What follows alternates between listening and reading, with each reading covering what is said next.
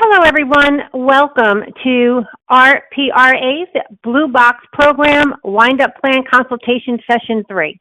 At this time, all lines are in a listen-only mode. To ask a question at any time during the presentation or for technical assistance, please type your question in the text box provided on the screen and press enter. As a reminder, this webinar is being recorded. I will now turn the webinar over to Jess Turkett, Communications Advisor at RPRA. Jess, it's all yours. Thank you, Kathy, and thank you all for joining us today. As Kathy mentioned, this is the third session in our consultation webinar series on Stewardship Ontario's proposed plan to wind up the Blue Box program and transition it to the individual producer responsibility framework. We have a number of other sessions this week, tomorrow and Friday, and Jeff will touch on those shortly. You can ask a question at any time during the webinar. On your screen, you will see a text box that has two tabs at the top, one for Q&A, where you can type in questions or comments at any time, and then one tab for tech support. We ask that you use that tab if you are experiencing any technical issues, and that will help you receive dedicated support for that. We will be pausing throughout the presentation to respond to your questions, and also we will be asking questions of our own.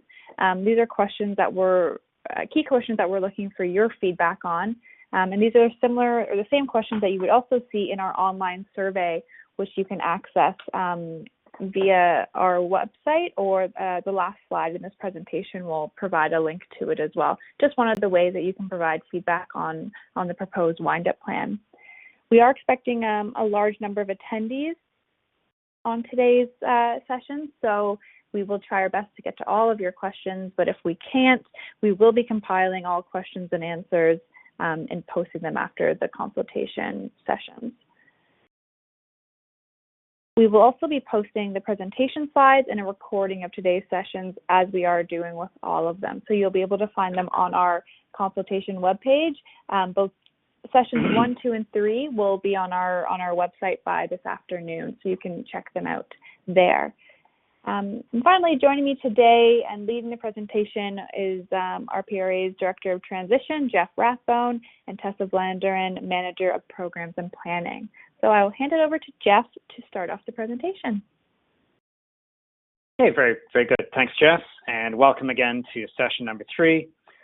Today in this module, we'll be focusing on the Minister's direction regarding service level changes during the transition period, also on market development and promotion education during the wind-up, municipal funding and data call during the transition period, and also the communications plan.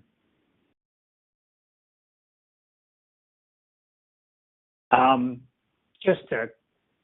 think I made that one too many far. No, just a quick reminder for anyone who's just joining these sessions for the first time.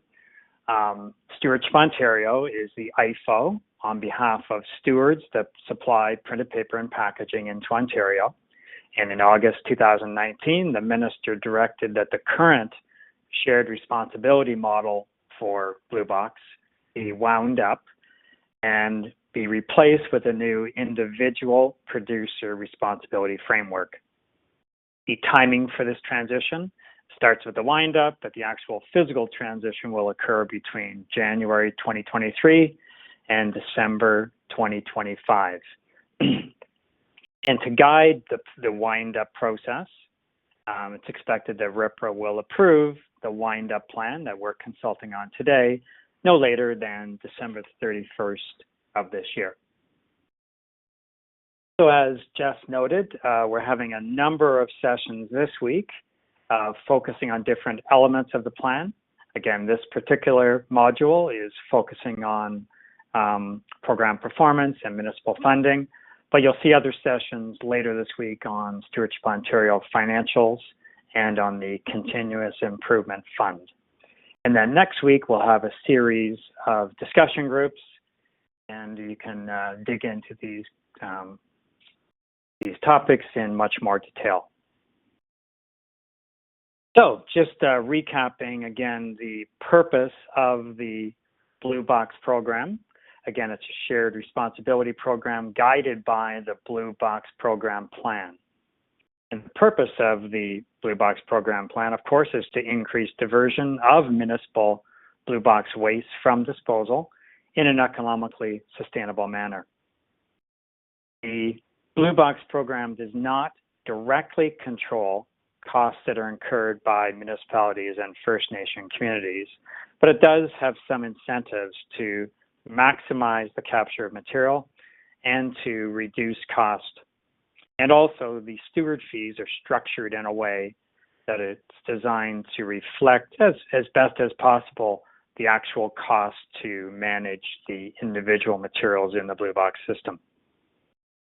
And there are numerous elements of the Blue Box program plan, we'll just call it the plan, that support this performance. There's a target of 60%. There's data collection, analysis, reporting. You can see a list of items there. They're all part of our annual setting of the steward obligation. That's the amount of money that stewards collectively are responsible to pay to municipalities to cover their share of this shared responsibility program. And basically what we'll be looking at today is that some or all of these elements must be maintained throughout transition. So very importantly, the minister in his direction letter of August 2019, first of all, provided direction to Stewardship Ontario and to municipalities and First Nation communities. The direction says that, paraphrasing slightly, that there should be no disruption in payments made by Stewardship Ontario to a municipality or a First Nation community until such time as they are no longer eligible to receive funding per the plan. Now you'll note that the wind-up plan from Stewardship Ontario does not directly lay out the specifics of when each municipality will transition, but Stewardship Ontario has included, and we'll talk about these more tomorrow, macro financial estimates based on the predicted overall transition of municipalities. But the actual details of municipal transition will be likely in the draft regulations or in some form of appendix. The minister's direction regarding the wind-up plan also states that Ontarians' access and experience with the Blue Box program shall not be negatively impacted. And also, after allowing for the natural population and household growth, municipalities and First Nations should not reduce or expand existing service levels of Blue Box that are eligible for funding during the transition period. So that's the first element of minister's direction, primarily directed to Stewardship Ontario and municipalities and First Nation communities. The minister also had specific direction for the authority, and that direction says that we should be administering the data call and calculating steward obligation and the CIF contribution such that, again, after allowing for natural population and household growth, municipalities shall not reduce or expand existing levels of Blue Box service that are eligible for funding. So looking at the minister's direction and direction to SO, municipalities, and RPRA, you can see that the primary focus is on maintaining access and experience with the Blue Box program. And the key word is maintaining until such time as the individual municipalities transition to the RRCEA. So therefore, if you're maintaining, you're not expanding and you're not reducing. Therefore, the responsibility is to maintain the current level of Blue Box service locally using 2019 as a baseline. But of course, nothing is ever that simple. We also must take into account the context that municipalities and First Nations are autonomous in making the management decisions about the design and operation of their local program.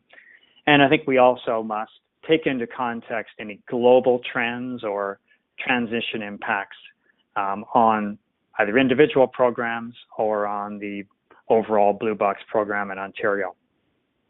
Therefore, RPRA's implementation of the Minister's direction is exclusively through the eligibility for funding vis-a-vis the steward obligation. In other words, changes in service levels need to be evaluated during the transition period to determine if they remain eligible for funding or if the funding changes due to a change implemented locally.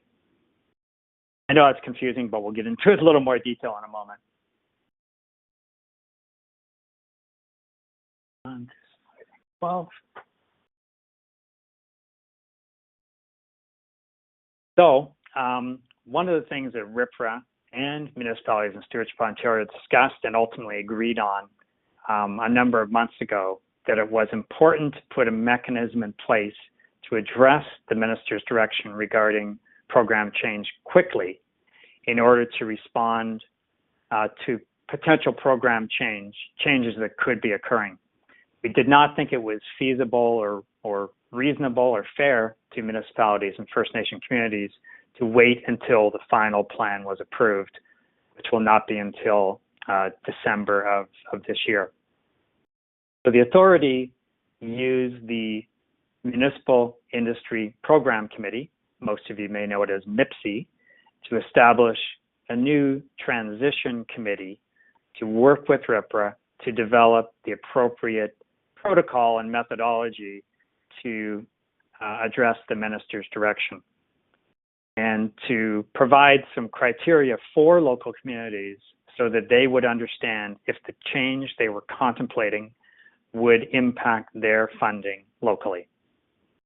So with MIPC, RPRA developed an updated data call user guide, and this updated data call user guide reflects some of these new conditions that we use with MIPC, the MIPC Transition Committee, to determine if the change that's occurring in the local community, first of all, led to an increase in cost, and if that increase in cost was something, as we'll see in the next slide, something that was essentially within the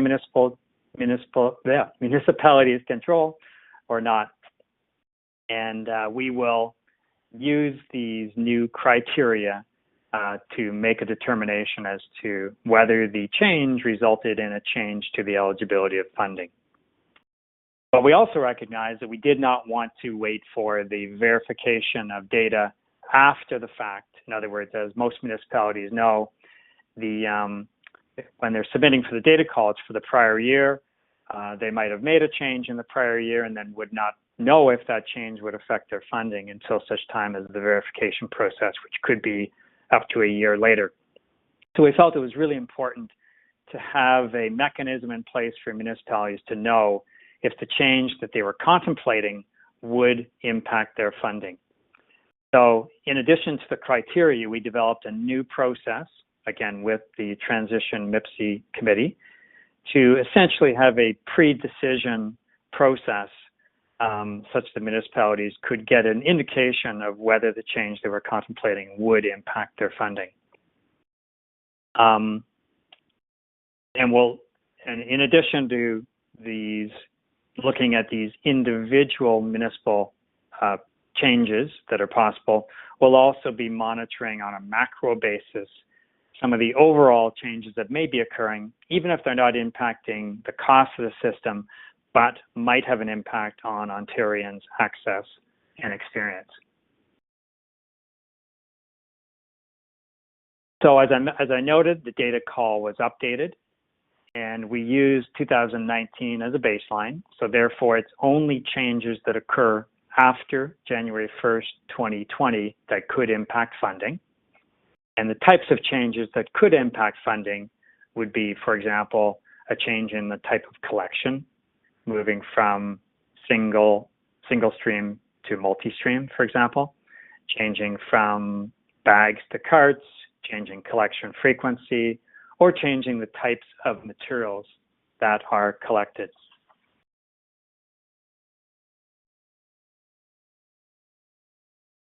So the new updated data call guide gives more clarity on these criteria, noting that if a cost increase occurs but meets one of these 4 criteria, it would continue to be an eligible expense.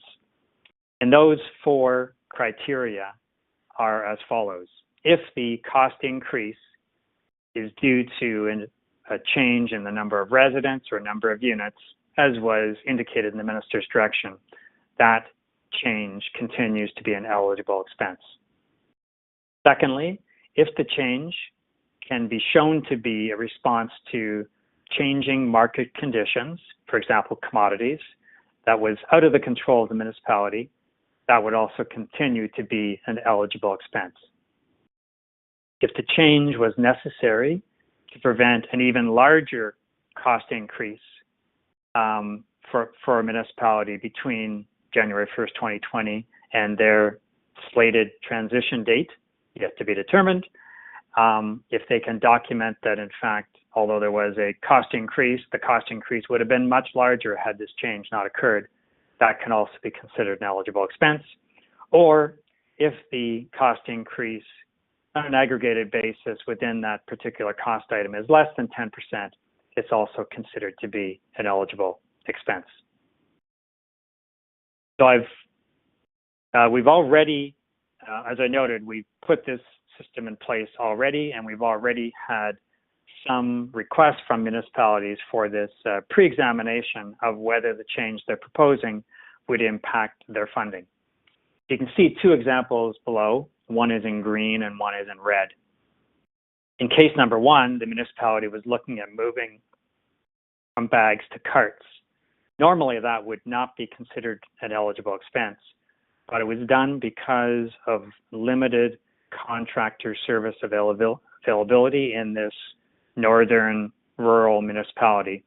And the only contractor available through a bidding process that they went through was providing carts. Therefore, the MIPC Transition Committee determined that that should continue to be an eligible expense for funding, even though the municipality changed the methodology of collection. In case number 2, in red, you can see that the municipality was considering an expansion of service from depots to curbside for a particular neighborhood. This potential change was evaluated again and was ultimately not approved because the change was not consistent with the 4 criteria. Ultimately, it was considered to be more voluntary and discretionary and not due to changing market conditions. So the 2 examples I just outlined were proactively brought to the authority before the actual change was made. And municipalities can use this voluntary pre-screening evaluation process. And you'll see in the presentation, there's a link to the assessment form that municipalities should use. The assessment process is a pretty quick turnaround. So far, we've been able to do the ones we've received in 30 days or less. And I think as we get more case studies under our belt, that may even be faster. However, the municipality does not have to use this pre-assessment process. If they make a change during 2020 year or going forward, and if that change is seen during the verification process, the municipality may be requested to provide documentation that the change was consistent with the criteria. And as noted earlier, we will also be doing some more macro level monitoring of the key metrics of the overall Ontario Blue Box program, looking, for example, at curbside depot ratios, weekly to biweekly collection ratios, and just generally monitoring the overall program to ensure consistency with the minister's direction, that no substantial changes are made during the transition period. And finally, if and as we're monitoring this macro data, it will be reviewed by the MIPC Transition Committee. And It'll be assessed as to whether the changes are reasonable given other external factors. If the committee deems that some of the changes are more significant than could be deemed reasonable by the current situation, we would then look at either making additional changes to the data call guide, in other words, adding additional criteria to the 4 that we have already, or potentially informing the ministry of the trends and allowing the ministry to consider other actions. So I think with that, I can pass back to Jess for questions. Thank you, Jeff. So the question on your slide here is, as I mentioned, it's one of the key questions for consideration that we would like your feedback on. This first one here is, does the plan ensure that Ontarians' access to and experience with the Blue Box program remains at 2019 levels during transition? Don't feel like you need to answer that question now, but it's just something for you to think about as you're kind of formulating your thoughts and comments on the plan to us. Again, this same question you'll see in our online survey. Just again, one of the many ways that you can submit your feedback to us. We do have a question that came in, but I'm just going to hold off, and it's tied into one of our sections later on, more specific to municipal funding and kind of the payment timeline. So I'm just going to hold off on that one, and then we can move to the next section.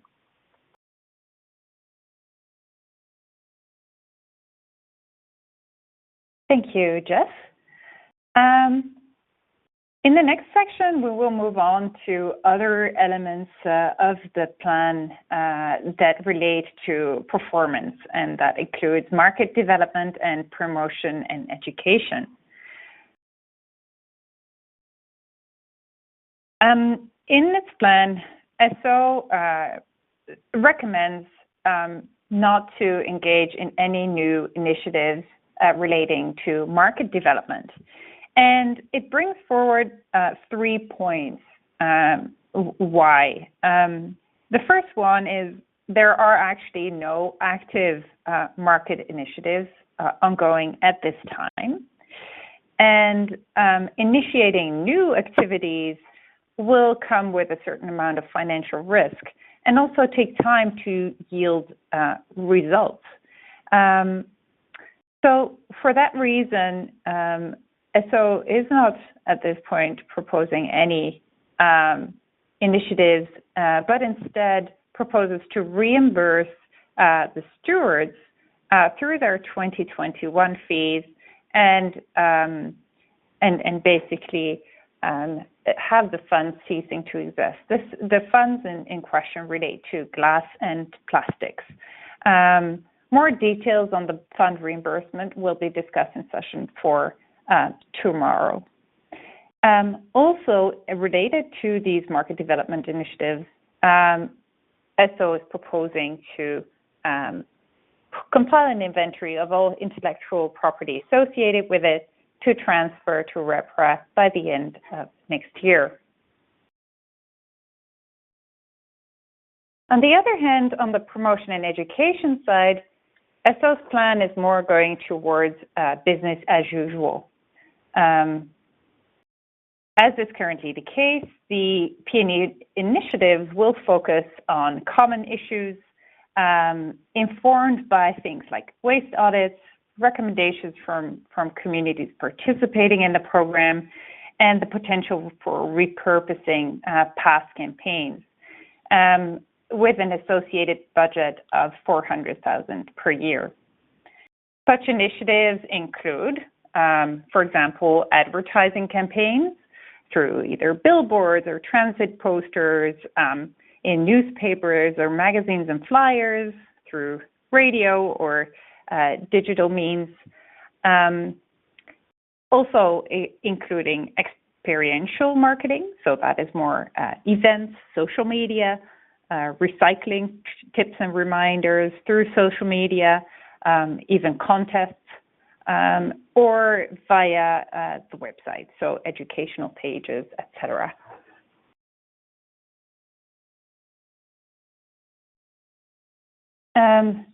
As just mentioned, we'd like to hear your thoughts on this. These questions are also available in the survey if you wish to provide your feedback through that means. Do you support the proposal to discontinue the existing market development initiatives and disperse the funds to the respective stewards in 2021? And do you agree with Stewardship Ontario's plan for continuing promotion and education activities until the transition is complete at the end of 2025?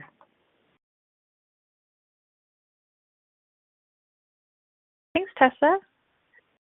I have one. I have one question that came in regarding this.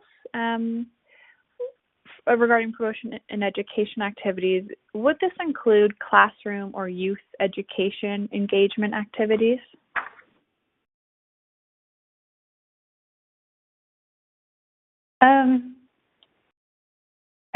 Thanks for that question. To my knowledge, the examples I named are examples and not limitations. So I am not sure if currently Stewardship Ontario is doing such activities, but please feel free to reach out to them. It's not explicitly mentioned in the plan, but there may be room for that. Thanks, Tessa. So there is one other question here regarding P&E. So the promotion and education should continue, but with more emphasis on transition. This is more of a comment, just saying that they should continue, but with more emphasis on transition. What does that mean to ordinary residents when transition? Giving some tips and tricks for residents as well as businesses. So that was just a comment there. And then we have another one. Will the Stewardship Ontario Public and Education funding help with contamination abatement initiatives for those municipalities transitioned and not transitioned during the wind-up period?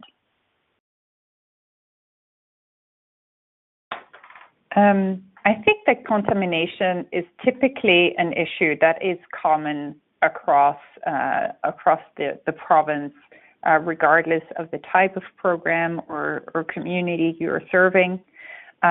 So yes, I think that contamination is actually one of the very likely focus areas that would emerge through such an annual strategy session. But obviously, I cannot preempt any of that. But I can see that from what ESO submitted in terms of planning, that could very well be within scope. Great, thank you. That's it for the questions on this section.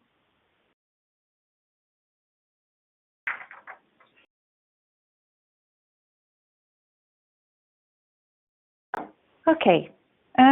In the next section, we will focus on timelines mostly, but also on some proposed changes that may impact municipal funding. So just taking a step back, the overview of what we're looking at in terms of timelines.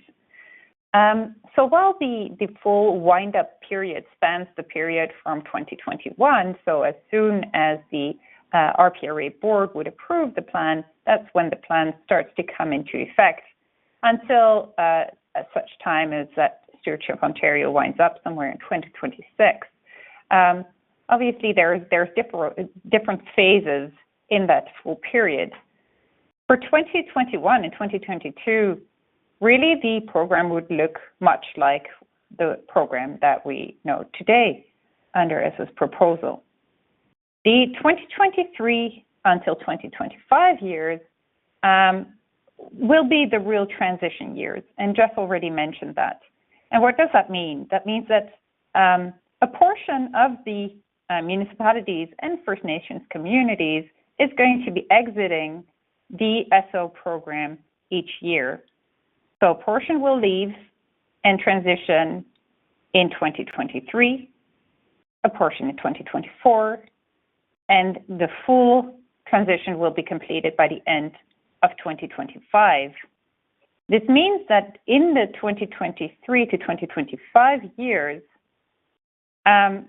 there will be the program under the WDTA, the SO program, will be running in parallel to an active RPRA framework that will start with the first transition.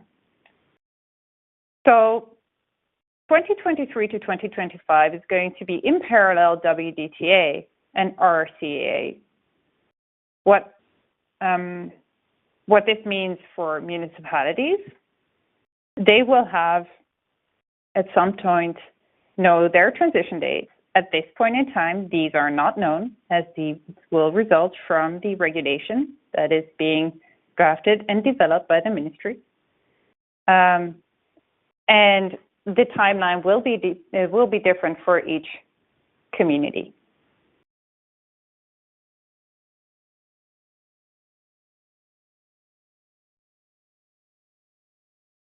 Now, what does business as usual really means, as it's mentioned in the previous slide?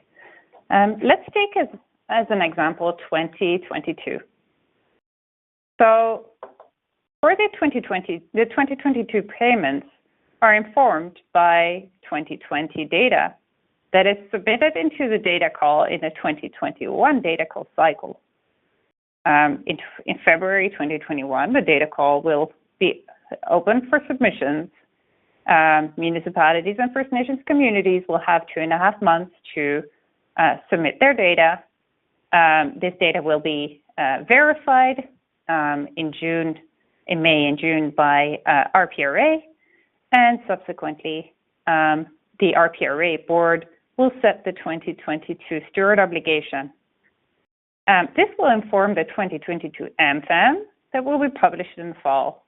And then the payments will be made by Stewardship Ontario in quarterly payments between June 2022 and March 2023. So this should follow a pattern that everybody is familiar with.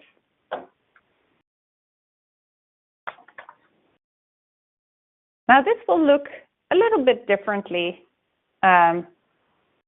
during transition, depending, again, on the transition date for each community.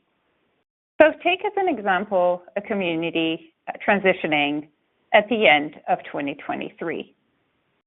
So assuming that transition date is December 31st, then the last year that the community will receive funding for is 2023, with the last payment issued in March 2024. The last year reported on would be 2021, with the data call submission being submitted in 2022. Now, a different example would be for a municipality or a First Nations community transitioning in the middle of the year, for example, April 30th, 2025. In that case, the last payment will be in 2025. The last funding year will also be 2025. And the last year reported on would be 2023, reported on in 2024 through the data call. This is the same for a municipality that transitions later that year, except for that the last payment will be in March 2026, and that the payment will span the full year. I will go in a little bit more detail now on how it works when you really transition mid-year according to ESO's proposed plan.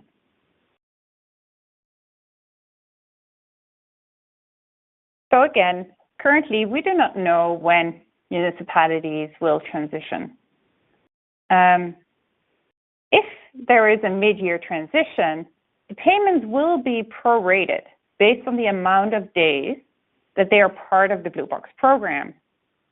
So it would basically be taking the amount of the days that a municipality was still part of the program divided by the full amount of days of that year, and that is a percentage of the reported costs for that year. So the final data call reports will be for a full calendar year, regardless of whether they are operating for a full year, but the full payment will be taken as a proportion of those reported costs.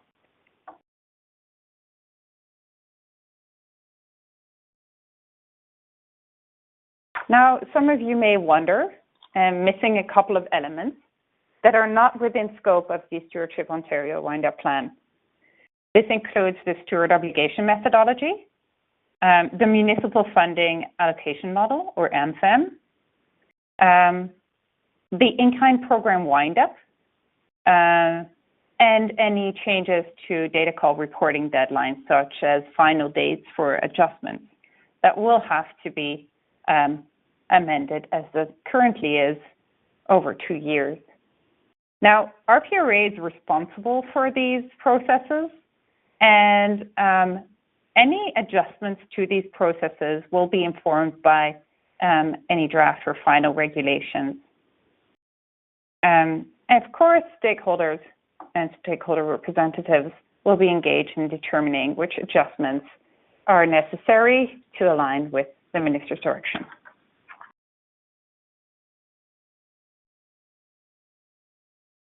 Now, there is one additional item in the plan as proposed by SO, which does impact municipal funding, or potentially.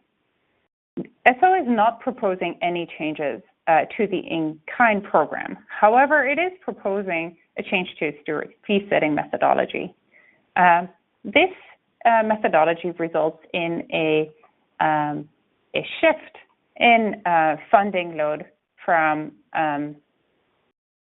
packaging stewards to printed paper stewards, which also changes the ratio of portion of payments done in cash versus in kind, and increasing the amount of payments to be done in kind. SO estimates that for 2020, this would have been an increase of $3.5 million, so a 70% increase.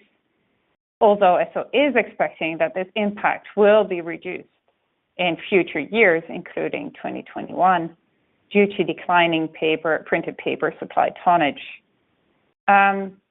To mitigate the impact on the program of this proposed change, SO is proposing to implement this change in fee setting methodology in 2 stages. So starting in 2021, it would be the fees will be calculated for 50% based on the existing methodology and 50% based on the new methodology. And in 2020, only in 2022, SO would be using only the new methodology.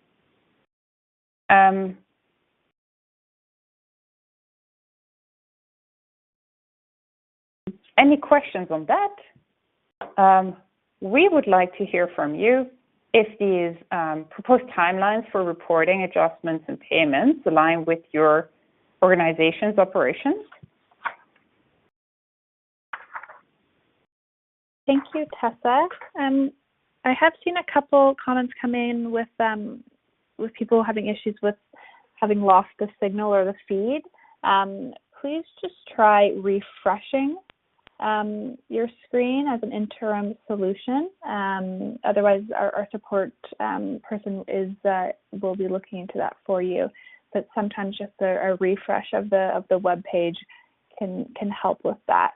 And apologies for any inconvenience there. Tessa, we do have a couple questions for you. So this one here, this person is looking just to kind of confirm or correct their understanding. Stewardship Ontario will be managing payments to municipalities until 2026 to make sure to cover all residual municipal costs occurred in 2025. Therefore, any new pros in the new world will not manage any payments to municipalities during transition.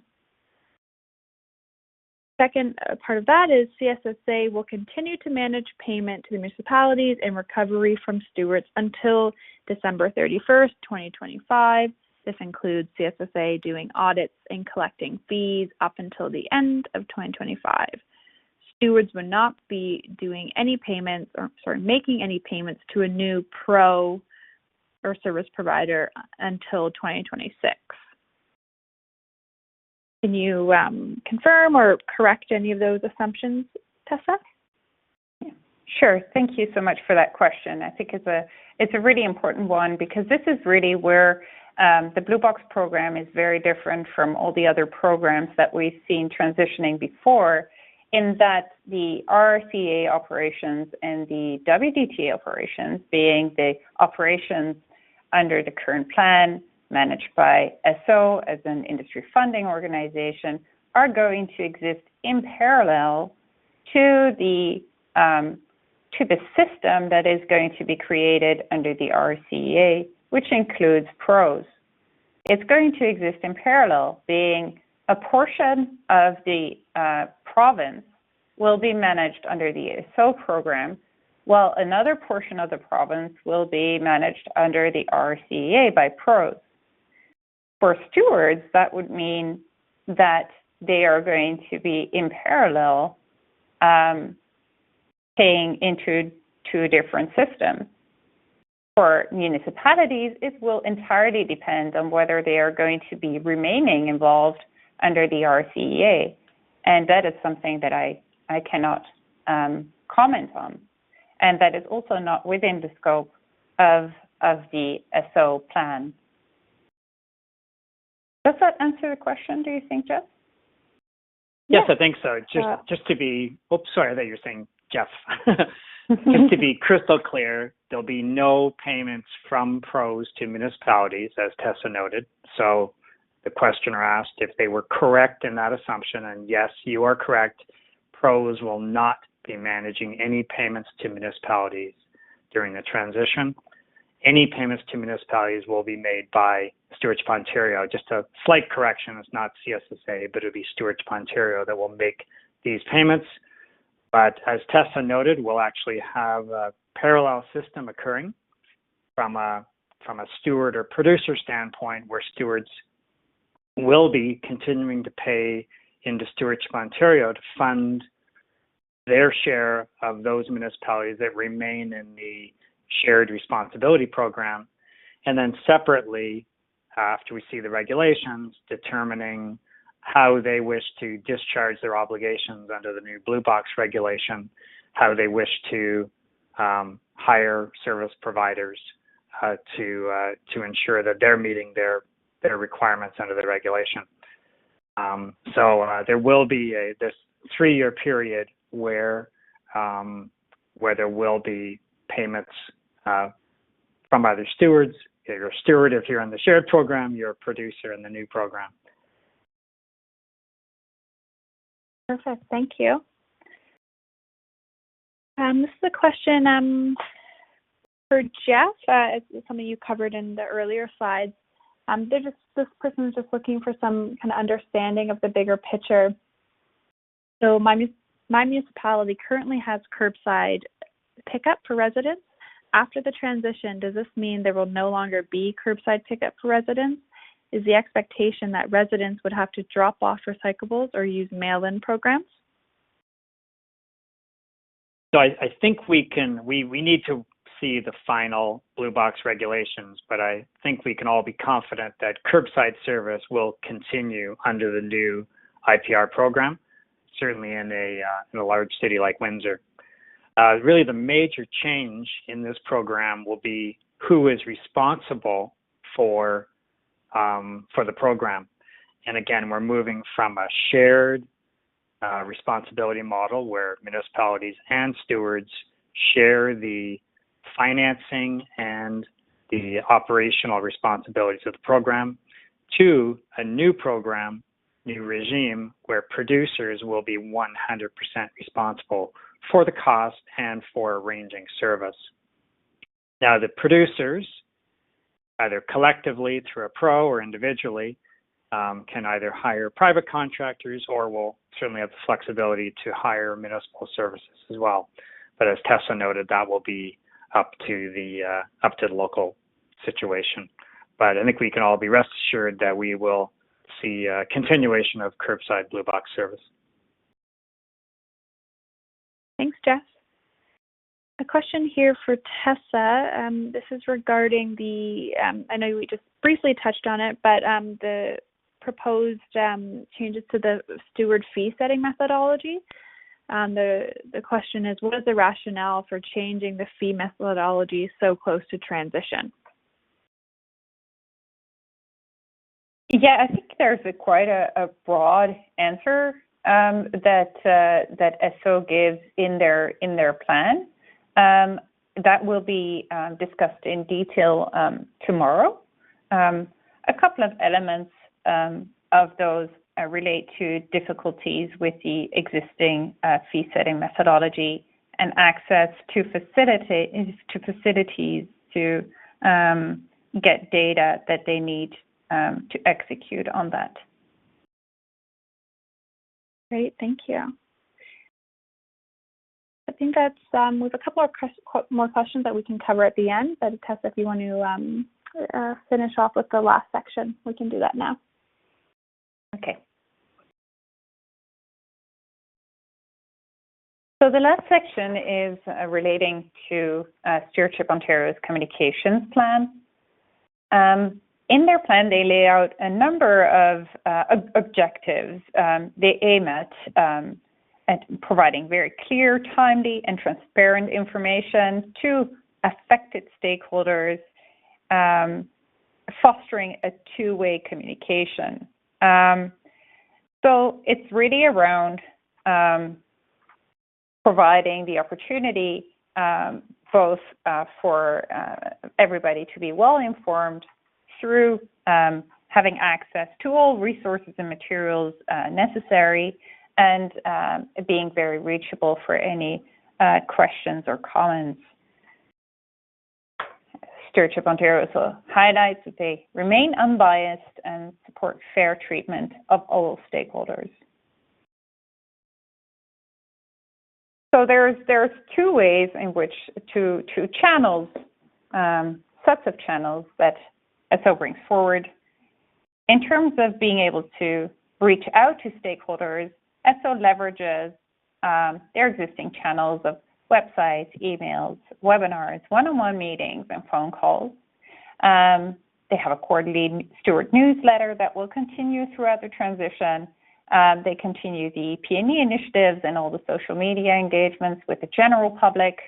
So this is from them reaching out to stakeholders, whereas they remain reachable throughout the implementation of the plan for stakeholders to reach them via the online forums, also via email, the submissions through the webinars, phone, mail, and in-person meetings.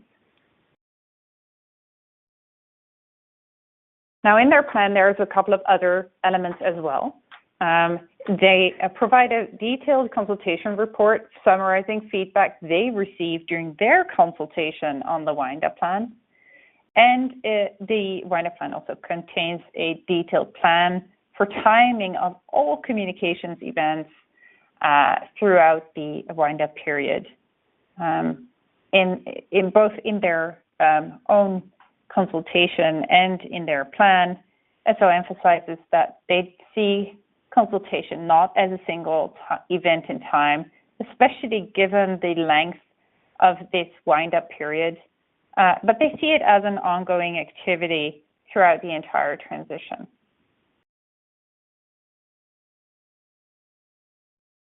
So this brings me to the end of the sections that we wanted to cover today. Are there any more questions, Jess? Yes. Here's just a comment, again, kind of following up on what you were just speaking to the proposed MCD methodology. This person's looking for a more detailed example of how the proposed changes in steward fee setting would impact municipal funding versus in-kind. Sorry, can you repeat that question, Jess? So yeah, it's less of a question, more they're just hoping to get some more details or an example of how the proposed changes in the steward fee setting would impact funding versus the in-kind funding.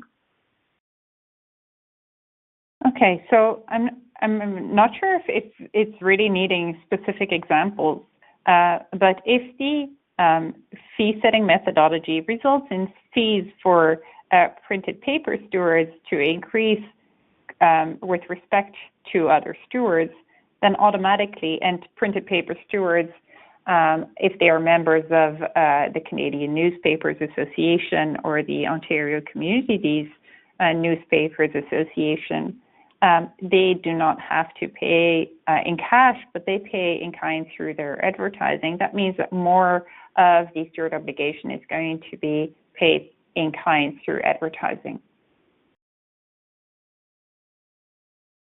Okay, thank you. This question here is regarding kind of municipal services. So our municipality has blue bins at our waste sites, therefore only open to the public 3 days per week. How will this affect our operations? Sure. Perhaps I can take that, Jess. Mm-hmm. So first of all, in this municipality, and pretty much in any municipality, until such time as your municipality transitions, you will see no change to your current program. So in this case, no change to your municipality's depot design or frequency of collection. After transition, the service requirements will be part of the regulations, and the regulations will define, as we noted earlier, with potentially curbside, and with depots, it'll define the service level that producers must provide throughout the province. So I think right now the only part of that question we can answer is under the shared WDTA program, there will be, and in fact should be, no changes to your depot program until such time as you transition. Thank you, Jeff. Since we have you on here, Jeff, we're just looking for a bit of further clarification on the question regarding CSSA managing payments to municipalities. They're just looking for a yes or no if CSSA will continue to manage payment to municipalities and recovery from stewards until December 31st, 2025. Sure, and it's a pretty complicated question. And first of all, I would suggest that we respond in writing, because it's quite a long question, 2 paragraphs. We can respond in writing to the questioner. But again, Stewardship Ontario, not CSSA, will be responsible for continuing payments to municipalities under the current shared responsibility program until such time as each of those municipalities winds up at the end of 2025. But concurrently, after municipalities and First Nations move over to the new IPR program under RRCEA, Stewardship Ontario will not be providing any funding to municipalities for those programs. Those services will be funded by producers under RRCEA. Okay, thanks, Jeff. And yeah, we can definitely follow up with a written response as well to this individual. Question for Tessa. Would increased costs in 2020 and beyond due to the current COVID-19 pandemic be accepted as a reason for increased cost with the Blue Box services? So the guidance with respect to that led to the change in the user guide really relates to changes made to the program and costs as a result of the changes made. If there is no change to the program, but costs are increasing due to external factors such as COVID-19, this is not within scope of this particular guidance.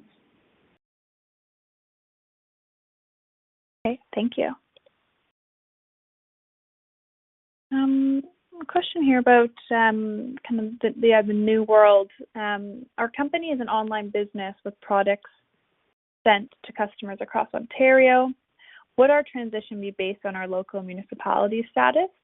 How would you anticipate the regulation would apply to online businesses based in and selling into Ontario? Maybe for Jeff? Sure, I can try. First of all, it is not connected in any way to the status or timing of the transition of your local municipality.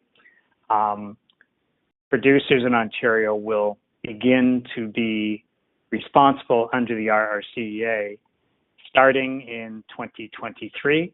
And in fact, it's likely that registration will occur in 2022. And sort of tied into that other question, they'll be responsible for the proportion, essentially 1/3 in the first year, of those municipalities that have transitioned into the new world. But what we'll do, and again, we'll reach out specifically to this company, when we see the new regulations, they will define criteria for size of business, the type of products that are sold.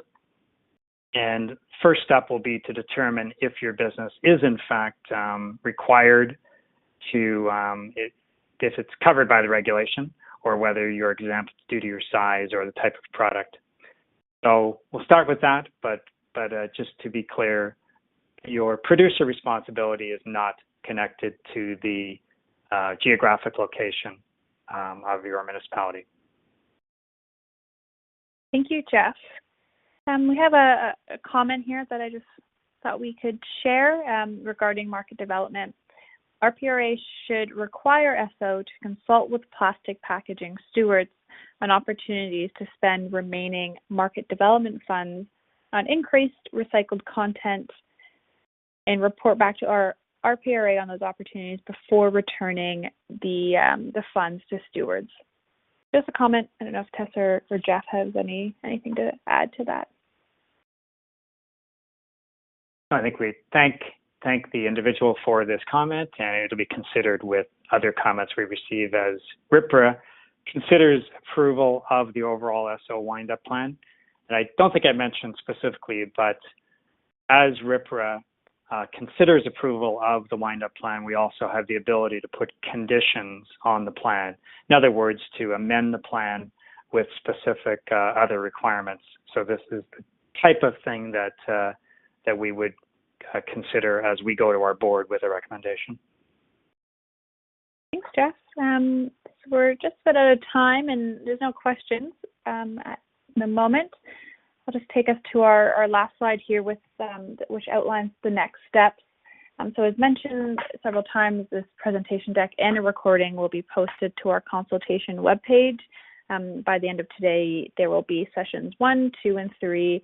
Both the deck and the recordings will be on our website for your review. We are looking for your feedback by Tuesday, November 10th. Again, keep in mind those key questions that we have kind of throughout the presentation. Those are key areas that we would really appreciate your feedback and comments on. And there are several ways to submit your feedback to us. You can send us an email, complete the online survey with a link there, as well as continue to provide your feedback and comments in webinars, group discussions, or feel free to reach out to us to set up a one-on-one meeting if that suits you best. All feedback, as Jeff just mentioned, will be considered as we continue our review of the plan and eventually approve it by the end of the year. All feedback will be summarized in our consultation report that will also be posted and available on our website once the consultation process and wind-up plan approval is complete. So with that, and I don't see any other questions, I will hand it over to Jeff or Tessa to close us out. Thanks, Jess. Thank you for your questions today. And again, we'll reach out to several of you that had questions we either could not answer fully, or where we will at least set you up with our registry team to answer your questions about future registration. Again, tomorrow, session on the SO finances, and then Friday, a session on the Continuous Improvement Fund wrap-up. So look forward to having you on those calls as well.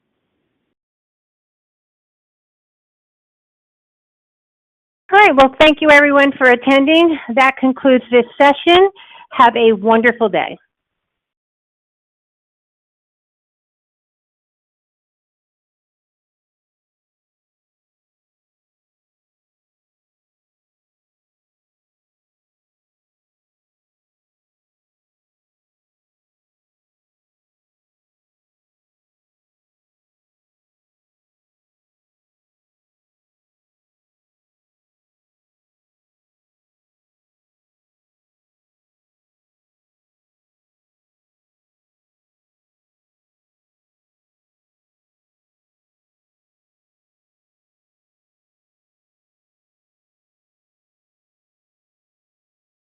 The event's at 2 o'clock. Hold on. All right, we're good.